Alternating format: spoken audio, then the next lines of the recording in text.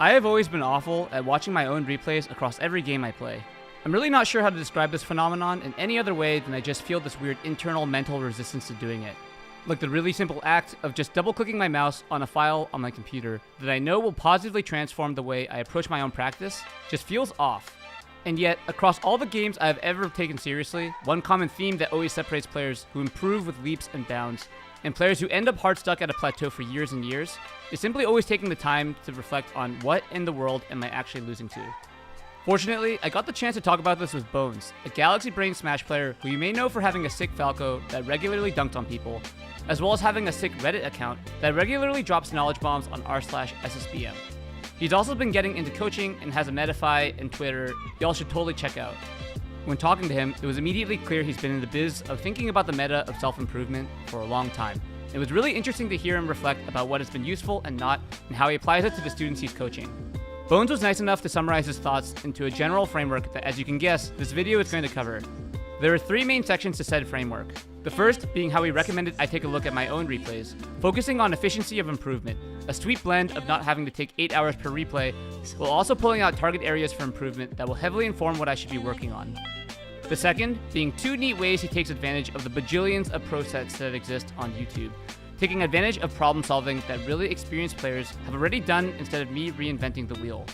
And the third being a more meta-analysis of the phenomenon I talked about earlier, a glimpse into why watching VODs is so damn uncomfortable, and how thinking about video analysis through Bones' framework helps immensely with making this process more tolerable and even fun. This will be an overview, although I will be peppering in sound bites from my sick chat with Bones, alongside my own reflections and attempts at applying this to my own play. Let's dive in. So the way that Bones phrased looking at my own replays was that instead of feeling compelled to write down a massive essay for each game I watch, to focus on condensing into what he calls target areas for improvement. So when you're deciding which interactions you want to target for improvement, the two factors I look at are interactions that are very common and interactions that have a very high impact on the outcome of the game. So an example of that would be if you roll in once in a set, that's not a big issue. But if you're rolling in 10, 20 times in one set, then that's a very common interaction that you'll want to change. And then the other option is focus on areas where one bad decision can cost you a stock. So if you're doing ledge hop double lasers from the ledge, you could die for that. And that's such a high impact decision that even if you only do it once per set, you can't be throwing away stocks like that. I thought this was a great framing for avoiding getting trapped into writing down literally every tech flub that occurs in a match. I used this mentality to watch a replay I played against a really good Falco from my Discord named Eli, specifically with the focus of paying attention to what interactions netted the largest swings in advantage state, and what interactions I messed up the most. In thinking about the outcome of my decisions and trying to evaluate which ones were the highest impact, the most egregious example was this one time I knocked Eli off stage and followed him for an edge guard, only to miss a double jump shine and then have to recover without my double jump against a totally actionable Falco player. And sure, this only happened once in this game. I lived here and just ate a combo, but the single interaction could have netted a 2-stock swing. I not only missed an opportunity to secure a stock, I gave my opponent this crazy opportunity to mess me up in a huge way. And this really made me think, because I remember when I was doing that combo, I just started feeling confident because I was hitting my opponent, and I just decided to jump off stage at a moment's notice. Because YOLO, why not? Might as well heat check myself. I'm not trying to say this was an awful decision or anything, because honestly it looks like I'm mis-executed and could have gotten the shine. Or in retrospect, if I'm trying to do this, I've seen other foxes cover similar spaces with a soft nair. But I realize now that I very often do this without any thought to the risk and reward. There were a couple other moments where I made the game unnecessarily complicated and ended up getting straight hit in a way that either netted a large combo or knocked me off stage. It was honestly very interesting looking at the game with the perspective of not just jotting down every tech skill oopsie, but actually categorizing my oopsies in a rough order of which oopsies cost me the most. Because maybe I just barely missed this waveland, but this is also the reason why I got knocked off stage. And maybe I was just trying to be cheeky and dash through my opponent, but I paid dearly for losing this exchange. I also made sure to rewatch the game thinking about common interactions, because there are a lot of things I mess up in my games, and I'm starting to understand that this is just par for the course for us not top players. But it was really helpful to actually try to determine what category of situation I most often mess up against the players I'm actually playing against, instead of treating every mistake as equally important. And I found that the most egregious example of places where I got outplayed was out of my full hop. I'm starting to realize that my anti-laser game plan is probably getting pretty predictable, as my opponents are getting comfortable when Falcos are traditionally supposed to be scared of my full hops. My drift is consistently just neutral, and so my takeaway from this is that I should be practicing and representing a wider range of anti-laser options. And the most consistent tech I dropped was actually hit confirming off of drill, which was my most frequent opener. I've been trying to learn to drill grab more, but here it was sort of gross how often my drill led to literally nothing. And so I ended up with a few core takeaway bullets from this game over the course of a VOD review session that honestly took me like 10 or 15 minutes. It took me longer to write and edit this part of the script than it did to actually do the VOD review, which I think is a massive win. It's nice having this overall prioritization because this gave me a few concrete things to work on over the course of my next few practice sessions. I went into Uncle Punch and messed around with drill grab against different characters and started doing some reflection about why I'm so quick to just jump off stage against my opponents, instead of doing something safer that won't necessarily net me dying during my punish game. The next part of our conversation was then on analyzing pro sets, which is something I've never really known how to do. I mean, I've watched and attempted to analyze a lot of gameplay footage over the course of my time playing Smash, but it was pretty cool to hear someone else's opinions on how to get concrete takeaways from better player footage. The first way Bones gets juice out of watching top players is to leverage their experience by essentially allowing them to indirectly answer questions for himself. Most of the top player VOD review I do right now is I find a problem in my gameplay and I go, I actually don't know what to do here. Let me see what Mango and Ginger do. And like, this also makes it very efficient because I'm not watching their entire VODs and then like hopefully stumbling onto something that will help me. I'm identifying an area where I need improvement and then I'm seeking out the answer to that in their VOD. So it's very targeted, very intentional. For my solo review, I was curious what would happen if I went into a couple sets and started jotting down how players better than me responded to laser pressure. What I ended up doing was picking two random Fox Falco sets, Mango vs. Leffen at Genesis 4 and Mango vs. KJH at Pound 2019. I decided to just jot down how the Fox players in question dealt with lasers. With this framing, I didn't really care if they misexecuted or was up or down in stocks or even in the set, because all I cared about was answering the question on my mind. I ended up noting down all sorts of timestamps and little scribbles corresponding to micro situations that happened surrounding lasers being shot, and also found some situations where it seemed Mango didn't want to shoot any lasers for an elongated period of time. My findings after a tolerable 15 minutes of note-taking were super eye-opening to me. I can't believe I didn't take time to do this before, because when I actually wrote down all the options the Fox did against laser, it was crazy how aggressive and interactively they were playing the matchup, whereas I almost exclusively do take laser dash back and take laser full hop. They did so many full drift forward full hops, which is something I pretty rarely do.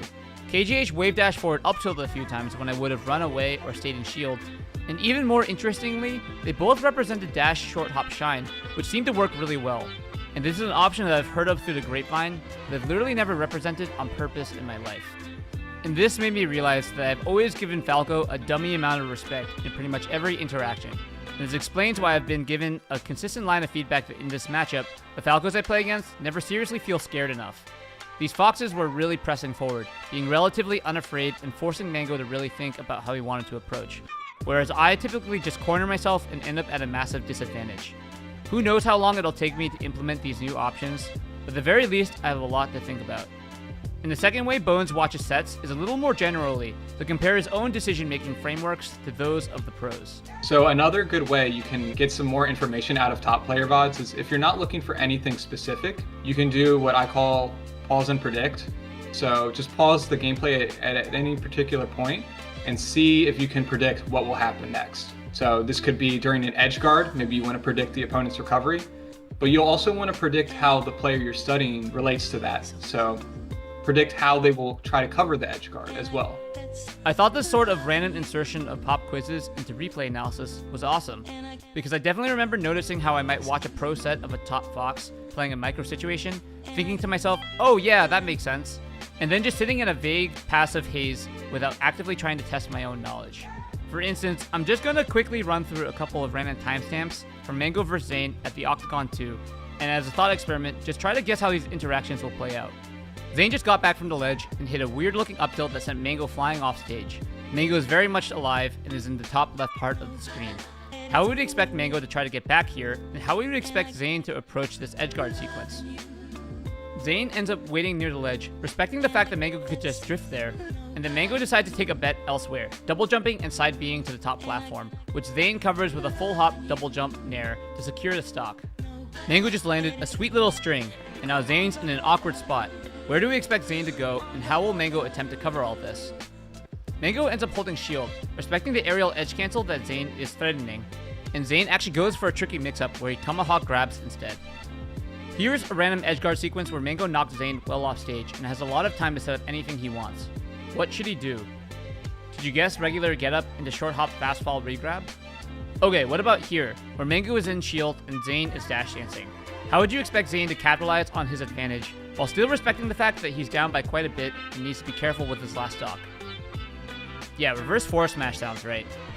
It's possible you went 4 for 4 here, and if so, you definitely have God gamer genes and can pat yourself on the back.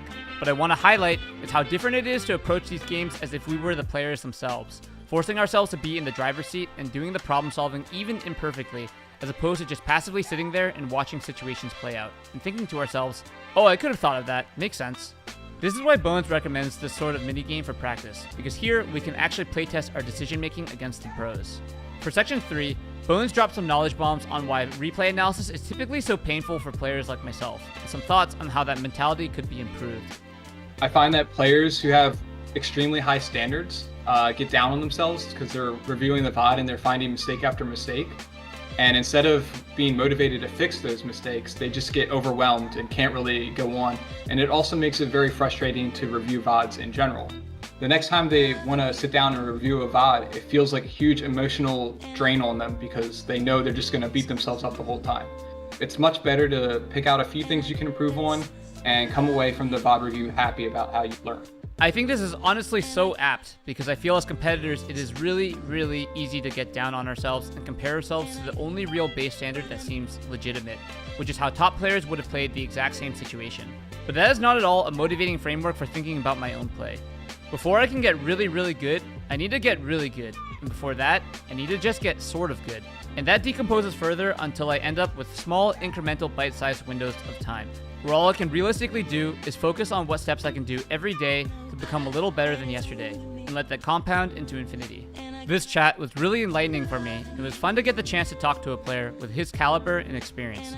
And to cap off with one final interesting thought, he mentioned how his analysis for watching replays used to be detailed to a fault.